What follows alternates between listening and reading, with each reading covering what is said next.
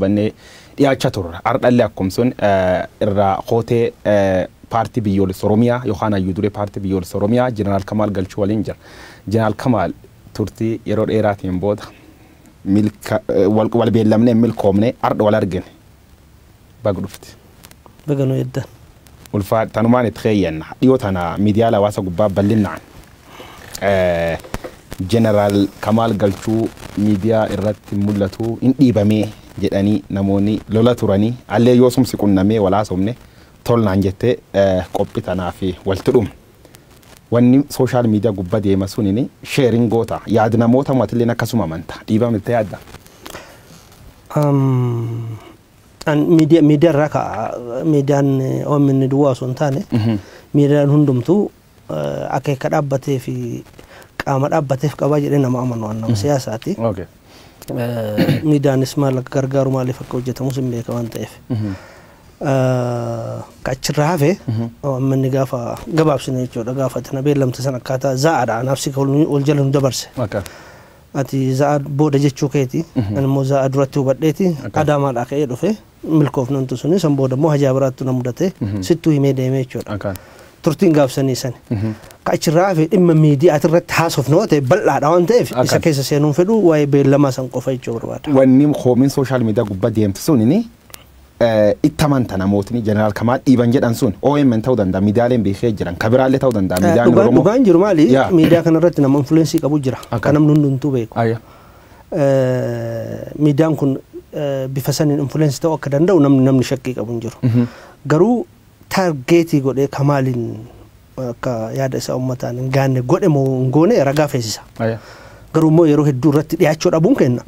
Namni biraa yookiin jarmoonni biraa yeroo baay'ee miidiyaa kanarra mul'achuun isaa san durallee keessattuu sochiilee jarmoonni kunniin godhan keessatti bal'inaan ka'eennu akka mul'ataa ture hundumtuu hin beekna. Tokko darbee ka jarma kennaallee darbat ture yaadadhaa jechuudha. Namni kan hunda ol bira qabee keessattuu immoo yeroo ammaa haala jiru irratti namoota irraa waa dhaga'uu barbaadu qaba uummanni. Isarraa nu dhabuudhaan uummanni karaa kanatti yaada ofii deebisee akkasii miira akkasii qabaachuu danda'a. Kan akkasitti hubadhaa jechuudha. Kachirraa fi gama miidiyaatti yoo deebine gara biraatti deemna. Ayyee gara biraatti adoo deemna talanatti tola. Sa'aatii qabnuuf sa'aatii qabaan fuula tanatti hin deebin. Miidiyaa sooshaal miidiyaa akkaawunti qabda Jeneraal Kamal Galchuu. Qabe. Sooshaal miidiyaa kan keessuniini dhiyoo tana baay'inaa barreessa turan. OMN dabalatee miidiyaa qeeqaa waan turteef jechuu keessa. Suma barreesse waan sun. Ana barreesse. Ayyee. Kiyya midheessu. OMN na dhiibeettee yaadda. Aan OMN irratti hin barreessine. Ayyee. Barruu kiyya namni akka malee hubate. Dubbisuu dandeenya irra deebinee amma yoo barbaachisu uummata anka qeeqee uummata OMN komate miidiyaan maal akka ta'e akeekni miidiyaan dhaabbateef maal akka ta'e abbootiin miidiyaa eenyu akka ta'e wallaalarraa isan godhan komatan OMN jechuudha. Namni OMN yaada kiyya naan guunne jedhu namni akka an fedhetti OMN na keessummeessa an jiru jedhu yoo jiraate OMN irra dadhaboo osoo hin taane akkaataa sagaleen isaa ittiin dhagahamu akkaataa ofiitti addunyatti of mul'isuu danda'u barbaadachuu qaba malee OMN hin komachuun qabuu jedhee barreessan. Maaliif OMNs dabalatee miidiyaaleen hundumtu qaama looganiif yaada looganiif qabu yoo uumamanu kan wallaalu raayii OMN hin qeexxanii jedhee barreessa. Awwarra OMN hin qeeqe jechuudha. Ulfaadhi galatoo. Kaani jijjiirame kun akkuma dhufeeni muummicha ministeeraatiif Warqinee Gabayyoo na fakkaata. Ugaandaa si dubbisanii fudhatte biyya galti. Achi dhaaboo piddoo jedhamu dabalamte dhaabii sun ofirra si baasee ari. Qondaalota warra keessa nama wayii dubbise Jeneraal Kamal Galchuu hojiirra dadhabaa leeziinaan jedhan. Qondaal mootummaa irra dhagaye maqasa baasuu hin qabu. Hojii dadhabdee si ari'aa immoo balleessateetiin ari'amti. Duraan dursitee odoo nama san dubbiste himtee gaarii ture. Maaliif amma ifatti haasa'uu barbaachisa. Waan akkasii dubbee kennatu nuti nama akkasiiti immoo miti namni jedhu sun nama akka Kamaliiti immoo nama akka miti madaaluu namni hin danda'a waan ta'eef miidiyaa irratti kaasaa adda waan ta'eef jecha gadi bu'aa hagasiisan namni kaase sun eenyu akka ta'e jecha isaatirraa iyyuu madaaluu dandeetta. Sadarkaa nama sanii jechi isaatu hin dubbata akka ati jette kana jedhe yoo ta'e. Hagaan achitti beeku yeroo achi ture tokkoffaa wanti sirraa qaba ani ODP'tti hin galle yeroo baay'ee himee jiraachudha. ODP'n akka itti galu feeti ani immoo ODP'tti hin galle. Hojjiteennee paartii kiyyas paartii isaanis wal dandeenye jechuudha. Hojii uummata tajaajiluudha. Rakkoo dhufe kana keessaa waliin ba'uudha. akka wal gargaaru goluu walbummaan jarmoo lamaanii eeggamee ka jedhuun biyya alaatitti abiyyis dhufe warqineenis dhufe wajjin haasofne asii gallees jilli kennas dhufe isaanii wajji haasa'e sanbooda erga biyya gallee nu ganan wanta achi walii haasofne akka jarmaatii fi akka mootummaatitti waliin haasofne waa walii haasofne san biyya seennee walii galtee goonaa jedhanii yeroon kun hamaadha kanaaf jecha biyya namaatti yeroon fudhannu walaa amannu jenne galle jechuudha biyya gaafa gallu warqinee nutti erganii koree jiraawwachiistuu kenna qabadhe yeroo baay'ee miidarra jedhee jira waajjira warqinee san hajaalaatti gaafatamaa hajaalaatti achi dhannee kana booda piraayim ministeeriin isin dubbisu mootummaanis isin dubbisu dhaabnis isin dubbisu ani hunda isaanii bakka bu'ee jira wanti wajjin walii galluus mallatteessinus hin jiru wabiin keessan uummata keessanii nu kana booda eega biyya keessan geettanii nagaan qabsaa'uun dhimma keessan galatoomnus ka barbaannu kana ka qabsoofnuufis dura qabsoon biyyaa baateef biyya alaa turre eega uummata keenya deebinee wabii isinirraa hin barbaannu garuumoo gantummaadha walii galteessan sirnaan lafa kennee maalirra walii gallee maalirra wal dinnee uummanni keenya beekuu irra ture kanan goonettanii nu amansiistanii isin amannee dhufne kana nu gantanii kana booda isinirraa hin barbaannu hin qabnu jennee addaan deemne maal barbaaddu nurraa haala kana keessa akka dabarru akka hojii kan nu gargaartu barbaanna gaafii keessa akka mootummaatti qabnani hojii tikaaf nageenyaa irratti akka nu gargaartu barbaannaadha akka isin gargaara maaliif dhimmi nagaa dhimma hunda keeddaati dhimma nama tokko dhiistuu miti walabummaan jarmaa lamaaniitu eeggame akka mootummaatitti qofa walii wajjannatti walii gallee sun hin cabee jaarma kan bakka buutee war seente hojii uummata hojjechuu seente yeroo sun ammoo bal'inaan akkuma jeneraal Kamal Galchuu itti gaafatamaa waajjira nageenya bulchitaaf nageenya Oromiyaa ta'ee muudam jedhaniini olol social media gubbaa deem arge social media nuufi olol ta'uu danda'a dhugaa ta'uu danda'a chillee waan hedduutu irra barreeffama sun keessa ka jedhama turu keessa jeneraal Kamal Galchuu opidiyoo wanni isin garangoo fiddoo fidda baltee fi abaa'u daawud ibsaa cabsuu fi jedhan waan akkasii yaadde seente naam isaa yaaduu malu ani hin beeku gama kiyyaan garuu akkasii miti odoo barbaade hireen ana harka turte inumaa jalqabarraa ka isaan kadhachaa ture ana wali bu'insi kun akka hin taane waa lama godha dogoggora lama sirreessaa jechaan ture tokkoffaa dhaabni kamuu karaa nagaatiin qabsoo nagaatiin gala eega jedhe karaa nagaatiin galuudha qaba hiree inni karaa biraa akka deemu isaaf tottolu uumaa ka jiru isin mootummaa qeeqaa ture san tokkoffaa adda bilisummaa Oromoodhaa alarraa galaa osoo jiru humnoonni faca'anii karaa biraatiin bosonatti galaa jiran argaa turan odoo kana argan callisanii ilaalan LTV irratti ibsee jira waan kana lammaffaa callisuu qofaa miti dachii gadi dhiisanii caasaa isaanii ka poolisaa ka milishaa ka bulchiisaa gadi dhiisaa fi biraa deeman caasaa kan hunda hordofanii isaan caasaan mootummaa eega diigame humna gaa eega diigame bulchiisa eega diigame ka'aa jiraate mootummaan kufaa jiraachuu sitti hima maaliif akkas tolchu warri waa lamatu ture tokko karaa isaaniitiin ilaalcha dogoggoraa maali adda bilisummaa Oromoodhaa waggaa dheeraa uummata keessatti uummata Oromootiif qabsoo godhaa ture namuun haalu kana nutillee karaa sanniin qabsootti makamnee qabsoo geggeessaa ture uummanni Oromoo immoo akka bilisa baasaa ofiititti ilaala jarmaa kana opidoon immoo waggaa dheeraa jarmaa kana akkamii akka ilaaltummoo hundi kennan beenna nuu akkanatti isaaniif hojjete isaanii wajji rakkate TPLF keessa taa'ee qabsoo godhaa ture dhiisanii adda bilisummaa Oromoo homaa isaaniin godhin uummanni Oromoodhaa hawwa kanaaf abaa'oon eenyu akka ta'e akka argan uummata kana adabuu qabaa qorqalbii jedhu qaban san booda gaarummaa opidoodha yookiin ODPdha uummanni beekaa jechuudha kana akkanatti ibsee jiran kana durallee angawaa guddaa mataa dhaaba kanaattu kana naan jedhan maaliif kana gootan jennaan uummanni kun eenyu maal akka ta'e beekuu qaba dura tokko dogoggora kana akka sirreessan yeroo san an barruudhaanis itti himee jira fikiya angawaa ammasiin jedhu top ODPdha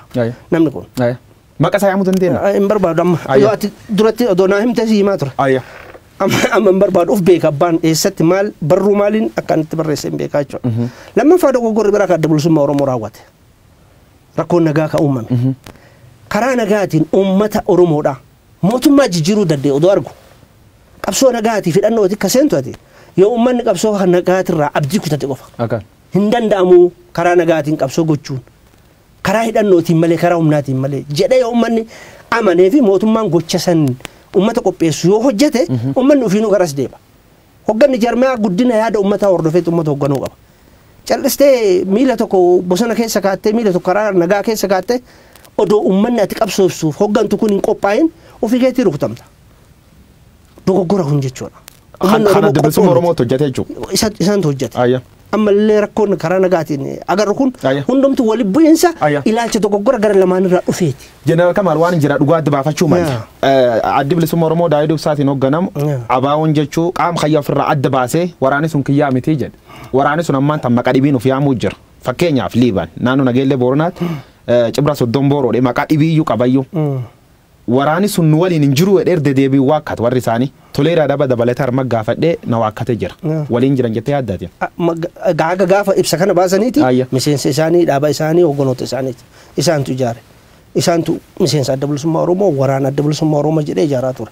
Haga gaafa waraana mootummaatiin dhaamanii jaarsummaan gidduu deemee isaan ibsa kana baasuu dirqamanitti loojistikiidhaan hoggansaan waa hundaan miseensa adda bilisummaa Oromoo ta'an waraana hoogganaa turan hojjetaa turan. Ani immoo yeroo dheeraa beeka. Tarsiimoon akkasii kun adda bilisummaa Oromoo keessa akka ture.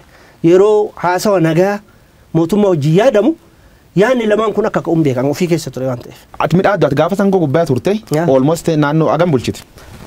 Ji'a afur shan akkas ture. Ji'a afur guddoon tur. Agas sirreessuuf wanni ati yaalti maalti jedhe. Caasa nageenya habar dura baqata. Gaafii amma siin jedhe kanarraa ka'anii jalqabuma marii dhimma adda bilisummaa Oromoo ilaallatuuf nagaa ilaallatu nama oggeessannoo jinaasaaf ibseera kana yeroo baay'een jechuudha. Ana dhiisaniit nama na jalaa fuudhanii mari'achiisu. Gaafatamaa biiroo osoo jiru namoota na jalaatiin fuudha. Kana yeroo hedduu haasa'ee jiran irra deddeebi'uu baay'ee na jibbisiisa.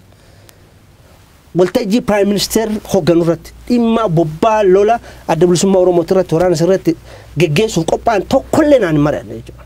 Tokkollee. Maaliif kana gootanii jedhee gaafannaan ati ji'a kana ji'a kibbaa fi kibba bahaa kanarra nageenya jiru nu gargaari jedhan.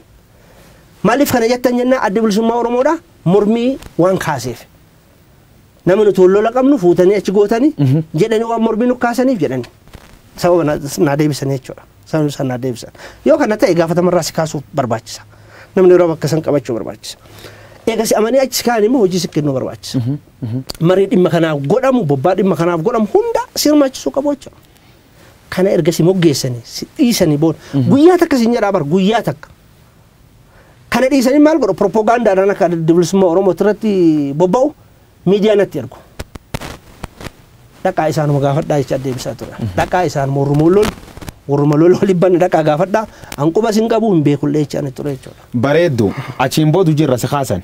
Yoo si kaasan iyyuu xalayoomsitti arganii durallee namni si marachiisa akka hin jiru akkas na fakkaatu miidiyaa irratti. Qaamii ujirra daareektili siyaari sun beekuu qabu Oromoon eenyu. Mootummaa keessa jechuudha. Kamallattees Lammaa Magarsaati. Ablamma gaafattee xalayaa kana akkamiin nariitettee waan dubbifti jettee eegisudha. Sirna mootummaa keessatti eega xalaas itti kennanii guyyaa sanarraas geggeessinee jedhani. Ani miseensa paartii biraati. Odoo miseensa isaanii ta'e mirga kiyyaaf gaafadha.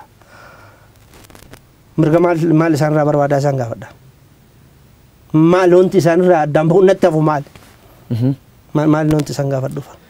Lamma Magarsaa eegi maqaa yaan burjujjeessu isaa wal qabatee an biikee deemuu jiru qabeetti taate waliin akka tokkaayyuu hojjette jechuudha. Lamma Magarsaa ofiiyyuu dhiibamee aangoo muutuun qabu edanii oloolee adda addaan dedeema. Kaan ammoo walumaan hojjetaa jedha. Wanni ati beektu maal lammaan koomii qabtu gisee waliin hojjette sun mootummaa biyya Ahmadirraa yookaan biyyirraa dhuunfaa. Lamma jecha gabaabaadhaan kan isa beeku ammallee bilchiginnaa ta'uu isaati. Koree jiraawwachiistuu bilchiginnaa ta'uu miidiyaadhaan namuu walga'iin irra hirmaa ture argee jira. Ministeera ittisaatiin namuu hin beeka kana. Ani miseensa PP miti jedhee Lammaa yeroo ibsan qabu. Namni biraa waan haasa'u hin dhageenye jechuu kiyyaa miti. Ana amanuu ka fedhu isa kana jechuudha. Lammaan bilchiginnaadha. Anaaf. Haga inni ammitiin jedhin keessaan bahin hangawa olaanaa mootummaa ta'e. Koree jiraawwachiistuu paartii kanaa ta'e. Lammaan akkas rakkataa jira naan jetti ani feeke. Anaaf. Tan si gaafadhe keessa baana waa'ee nageenya. Achi warri walaa wal labsee uummati jidduun miidhamuu jira.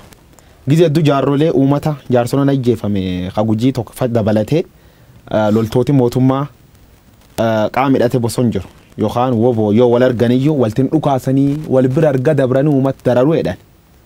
Warri lamaan wal quba qabeetti shakkita. Shakku. Wal quba qabanii amantaa jedhuun qabu. Maaliifi waraanni achi jiru sun maaliif akka achi jiru hin beeka. Maaliif akka bosona jiru hin beeka. Waan ta'eef mootummaadhaan ta'e jedhanii wal bira darbuu ka jedhuun qabu. Gidduutti namuu kunis dhageettii argachuudhaaf waan akkasii maqaa mootummaatiinis maqaa ofiitiinis dalagaa dhageettii poolitikaatiif hin beekamaadha waan poolitikaa keessa jiru. Mootummaanis nagaa jiraa jedhee nageen hin jiru jedhee nageenyi jiraachuu dhabu akka projektiitti gargaaramaa jira waan ta'eef odoo fixuu danda'u odoo xumuruu danda'u waan kana xumuruun fedhu mootummaanis. Daldalas keessa argamaan. Siyaasa. Nageenyi hin jiru jedhame mootummaan karaa nagaatiin gaafilee uummanni gaafatu deebisuudhaaf lola biraatti itti dhufa gaafii biraatti itti dhufa. Ammayyuu waan keessa jiru tokko qaama dhabamuu dhimma nagaa biyya keessa duwwaa osoo hin taane kan jirrayyuu oomishanii nageenyi biyyattii boora'uuf deemaa siin jedha waan ta'eef wanta tola akkasii kana falatti godhuun barbaadan. Gar paartii teessee dhufa. Atayyuu duree paartii biyyoolessa Oromiyaati. Paartiin tantee seenterii ka godhati specific area jedhanii maqaa gandummaatiin sanirra kaasan. Paartiin teessan gandummaa qabdi? Hin qabdu. Ayya. Justify naa godhe. Akkamitti akka jedhan naa ibsi. Ayya. Akka itti jedhanii Jeneraal Kamal Galchuu seentar ta'e baay'inaan iddoon inni taktiif ta'e Arsiif Baalee jedhan. Kaanii garwalloo kana waa jedhan. Wallaggaa nam hin qabdu, Gujii nam hin qabu, Boorana nam hin qabu, Shaawaa keessaa jaarmiyaa jajjabaa hin qabu, istiraakcharii kan kee baay'inaan warrootum seenterii kan lamaanii jedhanii sirra kaasan. Tan justification nan qabu tante deebii. Tiyya deebiin tokkoffaa nuti Shawaa Lixaa keessa irra. Yoo zooniidhaan waamuu ta'ee jechuudha. Itti aantuun tiyya dhaloonni si'achi. Arsii miti jechuudha. Caasaa achi qabna nuti. Dhugaadhaa waajjira hin banne. Waajjira saba hin baniniif qabna. Caasaa qabna. Miseensa keenya ka caasaa achi jiru boordiin filannoon beeka. Eessarraa 10,000 galchaa yeroo nuun jedhan. Eessarraa maal akka galchin madaalliin boordii filannoodhaa miseensoo gaafatu eeriyaadhaan illee gaafata naannolee keessaa gaafata nuti yoo xiqqaate zoonii Oromiyaa miti naannoo biyyattiin qabdu keessaa yoo xiqqaate 5 keessaa galchuu qabna hibeeku warri akkana jedhu hibeeku kana sagalee Oromiyaa miti naannolee keessaa iyyuu siin jedhaa bara amma wallo Oromoo waan ta'eef jiranii yaaduu barbaadumi bakka Oromoon hin jirre akka walloo hin jirre hunda keessaa miseensa qabnaa jechuudha garuu waajjira bakka itti bannu bakka itti humna argannu nuti waajjira qabannu akka dhaaba biraa bajata ofii kafalleetii miti ofii baasneetii miti miseensonni nuti ijaarru sun naannoo sanitti waajjira achi banamu ofii kafalatanii itti hojjechuu humnoo qabna jedhan waajjira banna bakka qophiin akkasii hin jirre garuu kan miseensi keenya jirutti caasamaan hojjanna malee waajjira hin bannu jechuudha namni amma kanaalu waajjirri jiraachuudha bakka akkasii jabinni jirutti waajjira bannatu Jimma jirra Ellubaabur jirra Beddellee jirra Shawaa Lixaa jirra Shawaa Bahaa guutuu keessa irrachuu dandeenya Shawaa Kaabaa keessa jirra yoo miseensa ta'e jechuudha ijaarsoo ta'e kanaaf Wallagga hin jirru dhugaadha. Ma jiraachuu dhabdan? Hin dandeenye sababa nagaatiif nageenyi balaa ture hin dandeenye yeroo sanatti. Nageenyi Wallagga qofa haree fakkeenyaaf Gujiif Booranallee nageenyi rakkisiisaa miti. Wallagga yaaltanii dadhabdammoo? Yaallee dadhabne. Yaallee dadhabne. Amma namni Oromiyaa lixaa irraa dhaaba keenya keessa hin jiru jechuudha miti dhaaba keenya keessa jira namni waajjira banuu dadhabne nuti. Nageenya san dhowqan. Nageenya nu dhowgan. Tokkollee nageenya nu dhowgan. Malee paartiin Jeneraal Kamal Galchuutiin durfamtu waan akkasii hin qabde jechuudha. Nuti tokkoffaan qabnu hin beeku. Warri kana nuun jedhu beekasi caalaa. Poolitikaadhaaf jedhu akkamitti wal cabsanaa akkamitti fudhatama wal dhorginaa. Jiraami isaaniitti irra baay'ee haasa'uun barbaadu. Maaliif sababa maaliif akkas jedhu ka jedhu Oromoo gidduutti madaa baay'ee jira. Madaa san deebi'ee tuttuquun barbaadu. Warri akkas nuun jedhu sun naannoo itti jabaa nuun jedhan kanatti akkamitti akka laallaman yoo of laalan sababa waan isaan akkas hin laallamaniifis ibsuuf dirqamnaa jechuudha. Wanti kun Oromoof gaarii miti. Booran si geessa. Boorana gizee bulchiisaaf nageenya gubbaa turtu jiideemte turte gaaf dhufti sun guddoo si fudhatanii si keessummeessanii siin deeman arge. Paartii keessa baatee waajjira banachuuf dhufnaan si ari'anii dhageen. Waan suniif tolchuumatiif dhaga'uu qaba. Uummataa miti kan gaafsan rakkoon nuuf fide. Biltsiginnaa yaa sunuma uummatatti maalti ta'e? Sanka ta'e tokkoffaan waajjira duursinee waajjira achi banuudhaaf kafallee taappellaa hunda hojjannee miseensi keenya achi jiru jechuudha. Hundi qopheessanii waajjira san banuudhaaf achi dhanne. Akka achi dhufuu galgala kiyya baraniin halkan nama mana nuu kireessisan sodaachisanii humnaan horii akka nuu deebisu godhan. Lammaffaa taappellaa keenya kan nuti dhaabne humnaan buqqisanii fudhatan. Nama taappellaa koree nu maxxansuudhaaf ol ba'e ukkaamsanii fudhatan. Erga isaan kana godhanii booda guyyama san deebinee mana biraa kireeffanne. Namni abbaan manaa sun achi hin ture bakka bu'aadhaan kireeffanne nama sanis waamanii lammatallee guyyama san manni sunillee akka nu harkaa wanta godhan. San booda maal godhan ijoolleen wajjin deemte kan waan kana qindeessuudhaaf magaalaa keessa deemtu caasaa kenna hunda nama itti caasaa isaanii itti yaasanii jechuudha katikaa kan milishaa kamaaloo kana kan poolisaa hunda itti yaasanii akka nageenya isaanii sodaachisan magaalaa san keessa akka nuti jechuudha godhanii jechuudha hoteela keessa ture san booda dhufanii naagaa baasanii haalicha laalee ka barbaadame wali bu'iinsa uumuu barbaadanii jechuudha wali bu'iinsa nuti hin barbaadnu ummata keenya akkami akka nu laalu akka nu jaallatu hin beekna an ummata booranaa har'aa miti gaafa bulchiisaaf nageenya ta'ee miti ka beeku jechuudha ubbata zoonii biraatti addaan baasee ummatan ilaal har'allee jaalalaaf kabaja ummata nuu qabu ka kana godhe bilchiginnaadha jechuudha bilchiginnaan isa qofaa miti hogganoota keenya hidhat ture hidhaa jirallee torbaan dura hoggana keenya seerutti hidhee jira osoo beekan shana hidhadhanii hoggana keenya osoo beekan fuudhanii hidhan ammallee miseensota keenya hidhaa jiru kanaafuu paartiitti sandaraa jechuudha paartiidha malee ummata keenya hojii walitti hin qabatu bareedduu kaanii gara paartiilee siyaasaa Oromoo dhumna uummata Oromoo tokkummaa sanirra barbaada tokkummaa dhabuun keessan ammoo Oromoo miite jirtu Oromoo cabsite jirtu kanaaf itti gaafatama san tolchu maal jettan dhugaa qaba ummanni keenya wanta inni hawwuun beekna wanta inni hawwu kana argachuu hin dandeenye nuu gala dogoggorri gara dhaabaatiinis jira gara uummataatiinis jira beekuu ka qabnu ifatti walitti haasa'uu barbaachisa wanti kun baay'ee jabdu Oromoo keessatti waan ta'eef tokkoffaa uummanni keenyallee hin hawwa malee waan hawwisan bira akkamitti ga'u akka qabu sirriitti addaan baasee hin laalu addaan baasee laaluu dhabuun uummata keenya immoo nama jallina barbaaduuf nama waan biraatti dhimma itti ba'uuf pirojektii guddaa ta'ee jira ummanni keenya yeroo baay'ee hordofte yoo ta'e waltajjii haaraa hundarratti ummanni keenya waa hunda wal qixa jaallachuu barbaada waa hunda wal qixa jaallachuun hin danda'amu dhugaallee soballee nama yaada kee qabullee nama yaada kee hin qabnellee wal qixa ati Oromoodha maqaa jedhuun jaallachuu barbaada poolitikaa keessatti wanti akkasii hin jiru anka jala deemu bakka yaadni kiyya jiru qofa ta'uu qaba san jechuun namni yaadanaan addaa qabu Oromoo ta'e diina kiyya jechuu miti garuu annama maatii keessattuu namni ilaalcha garaagaraa qaba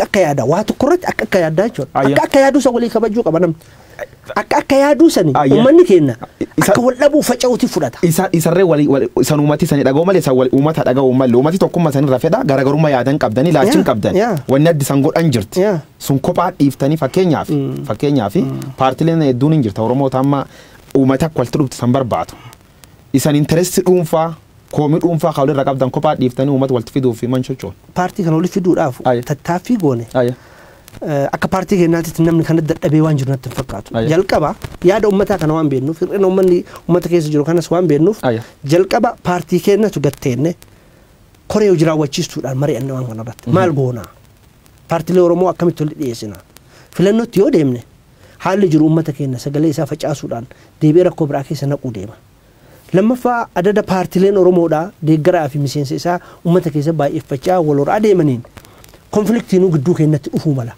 konfliktiin gidduu dhufu immoo deebi'ee jireenya hawaasaa guyyaa guyyaa jeequu danda'a kanaaf akkam goona karaa biraa immoo addaan fageenya kanatti paartiin biyya bulchaa jiru akka pirojektii firee gaariitti dhimma ba'aa jira waan kana maal godhuu qabna ka jedhu gatteenne koree hojii raawwachiistuu irra mari'an seenaa dhufaatii jarmoota Oromoo kana haga zaa'aa kanaatti jiru hamaaf gaarii isaallee laalle kana booda fudhachuu qabnu gaariidha malee hamaa wal goone saniinti nu fakkeenyaaf paartii biyyoolessa Oromiyaatiif adda bilisummaa Oromoo gidduudha yeroo dheeraa rakkoon ka ture paartii kana odoo hin taane paartii biraa osoo jiru jechuudha addatti immoo anaa fi mataa paartii sanii gidduu rakkoo ture gatteenne kanallee diteelii haasofne jechuudha ufii inisheetiivii fudhachuu qabna waan kana furuudhaaf namarraa eeguun qabnu akkam goona paartii kana dhaannee dubbisuu qabna jalqaba walitti bu'iinsa kiyyaa fi ka Daawud akka nama dhuunfaatitti fixurraa eegaluudha qabna kanallee nuti kaka'umsa fudhachuu qaba jennee murteeffanna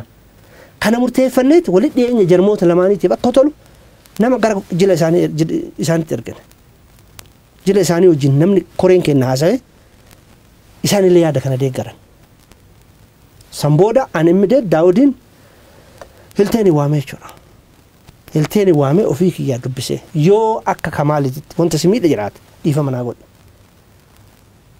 ati dhiifama naa godhe anaaf adillee onamiiti akka Daawuditti dhiifama see godha wanta Oromoo garuu ammallee rakkoon bakkuma jira karra wal dhabnellee waan dhuunfaatii miti waan Oromooti akka itti rakkoo Oromoo kana furmaata itti argamsiifnee yaannetu garaagarummaa qaba. Suna dhallee jiraachuu mara. Garuu waltajjiin kaleessaati fardaa garaagara.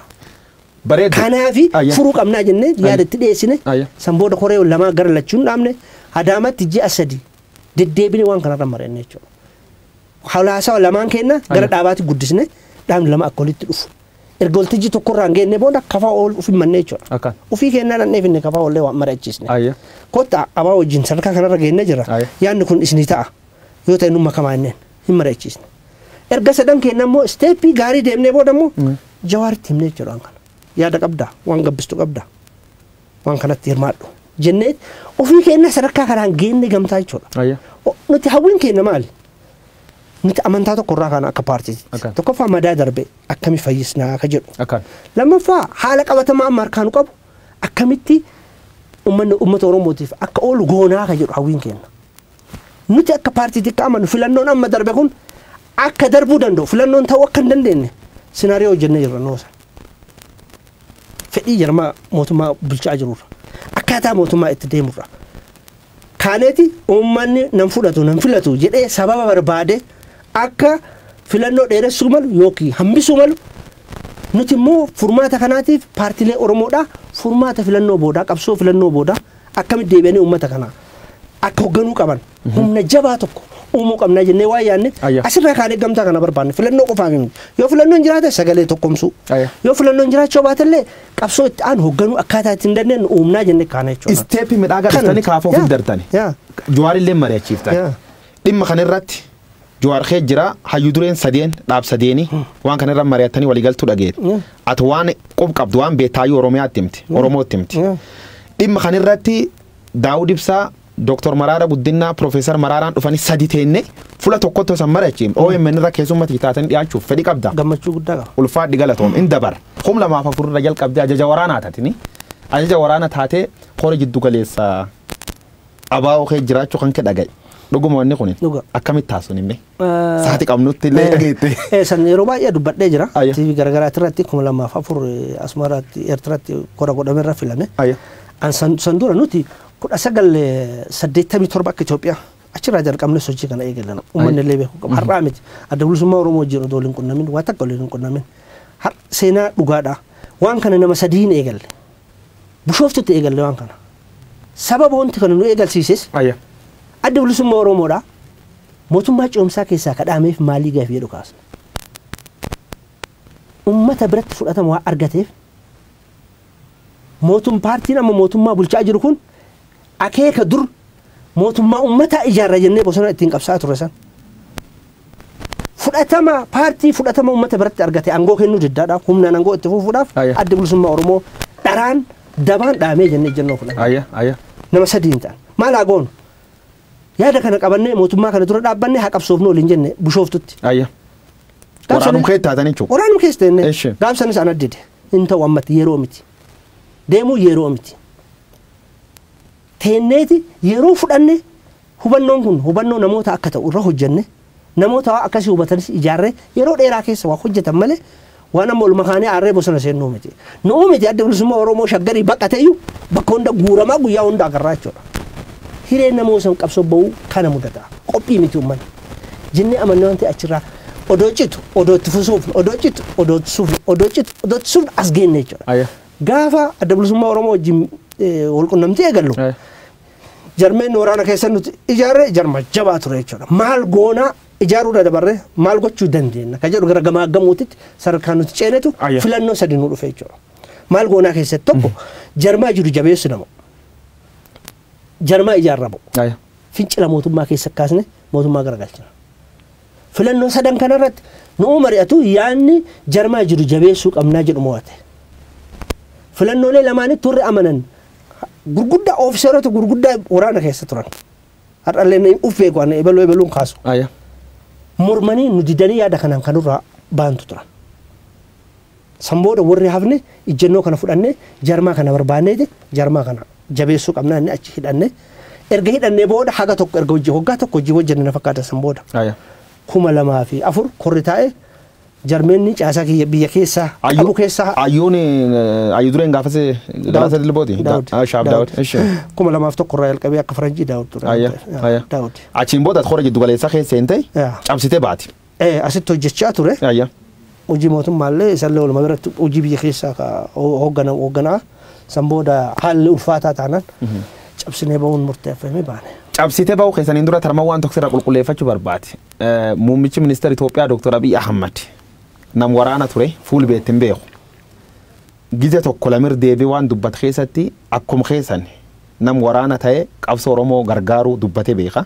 Laggasa waaqii dabalatee ijjeefamu isaa keessatti warningi qaama abaa'ooti kenna turuusa odeeffannoo kenna turuusa sabboonummaa gana qab ture Dr. Abiy Ahmad. Ana biyyin akkasuma hin beeku dhugaa dubbachuudhaaf hin beeku inni na beekuu danda'a. Maaliif poozishinii nuti waraana keessatti dur turre addaan fagoo ture waan ta'eef namni jalaa ol si beekaa jetta gaafatamaa yoo taate ati nama hunda hin beektu. Boosisaa turte. Siduudhaan isa hoogganee hin beeku bira illee hin turre garuu poozishinii waraanaa keessatti baay'ee addaan fagoo irra ture. Sababa saniif dhuunfatti akkam ture maal gochaa ture hin beeku. Erga nuti baanee booda qunnamtii garagaraa qaama garagaraa wajjin akka inni qabu odeeffannoo dhagaa ture. Maaliif sun hin beekan jechuudha. Dhugaa sabboonummaadhaan immoo deemsa mootummaa kana mormurraa immoo ka jedhu sirriitti hordofne waan ta'eef dhibbaa dhibbatti haasa'uu hin danda'u jechuudha. Warra na bira jiraniin garuu irraa dhagaa ture fakkeenyaaf abbaa gara suufaa irraa dhagaa ture. Isaan warra baachii tokko wajjin leenjii illee waraana galee waan ta'eef walitti dhiyeenya hawaasummaa illee warra qabu. Karaa isaatiin dhagaa ture Gimboo Sabeen wajjin qunnamtii akka qabaachaa turan. Odeeffannoo akkasii kanallee karaa abba ba'aatiin odeeffannoon Daawud Faabiraa akka dhufaa ture. Hin dhagaa jechuu waan san maaliif wanti sun akka ta'e hin beeku. Hirmaannaa yeroo nuti jirru keessa garuu hin turre hin beeku hin turre. Ugaandaa wal agartanii galtan. Achiin duubee Ugaandaa siin galabi takka waan sabarra walaasoftanii. Abiyyiin kophatti baasnee dolaaluu baallee natti tolan. Irra guddaanis isa yaa. Maaliif fakkaate tokkoffaa uummanni Oromoo warraaqsa geggeesse. Warraaqsa fuudhanii riifoormii jijjiiran. Kana na dhukkubu guddaan isa jechuudha. Uummanni Oromoodhaa mootummaadhaaf sirna mootummaa kanaa jijjiiruudhaaf fincila san kaase jechuudha. TPLF yoo kaasu sirna TPLF suphee akka itti fuufu gochuuf miti. Abiyyi faa kana gochuu keessatti qooda negatiif ta'e taphatanii dhufuudhaan. Uummanni Oromoodhaa akka barbaadu sirna amma Abiyyi yaada keessaa gara bilchiginaa ceesse kana osoo hin taane yaada isaatii fi mootummichallee jijjiiree ka ofii barbaadu sagaleedhaan sirna ofii barbaadu gad dhaabbachuudhaa barbaada ture. Warraaqsa gara riifoormiitti jijjiiran. Sababa saniif Ihaadegin lubbuu itti horanii ka uummanni ofirraa diige deebisanii ijaaranii bilchiginaa ka ta'aniif Ihaadegummaa dhiisanii waan osoo hin taane maqaa kana waan uummanni jibbuuf uummata sobuudhaaf uummata shawaduudhaaf akka afaan Amaaraatiin ka godhameedha jedhee nama amanuudhaan. Takkaanfiin jalqaba fudhatame. Dr. Abiy irraa ka inni miidiyaan ibsatee jechuudha. Biyya tana ka miidhee fi nutillee furuu ka barbaannu ilaalcha ideoloojii sabummaadhaa tokkummaa Itoophiyummaadhaa miidhe. Kana jijjiiruudhaaf ilaalcha Itoophiyummaa guddisu, Itoophiyummaa aangessu, Itoophiyaa jabeessu gara sadarkaa durii guddatti akka baasu irratti hojjechuudhaaf. Itoophiyaan durii guddoosi beenu san. Isatu beeka. Ayyoo ulfaadhe. Keessa ba'an. Achiin duuba 2008 cabsitaniin baatanii sun seenaa irra deebitaa dubbatte guddoo sa'aatiin qabnu waan deemteefi ulfaadhi galatoo. Daawwattoota keessummaa Oromiyaa Miidiyaa Neetwoork gaafiif deebiin hayyuu duree Paabaa'oo yookaan paartii biyyoolessa Oromiyaa Jeneraal Kamal Galchuu waliin goon kan fakkaatu ture. Jeneraal Kamal Galchuu ajaja waraana ture. Waraan bilisummaa Oromoo keessa qondaal ture. Deebi'ee mootummaa naannoo Oromiyaa paartii nuuf bakka bu'uun achi bulchiisaaf nageenya kee ture. Ammaan tan paartii tan hayyuu duree ta'uuni paartii biyyoolessa Oromiyaa hoogganuu jira waan nu gaafanne dhufee al bareeda ta kanaan waan uummata Oromoo beekuu qabulle jedhee yaada. Waan hedduu waan natti himeef ulfaadhi galatoom jedhaan asirratti ammoo torbaan ittaanan keessatti yeroo qaarra arganna hayyuu duree tan lamaan waliin dhiyaate marii akka godhu waadaan agalee jira warra haallee yaalii tolchina Jeneraal Kamal.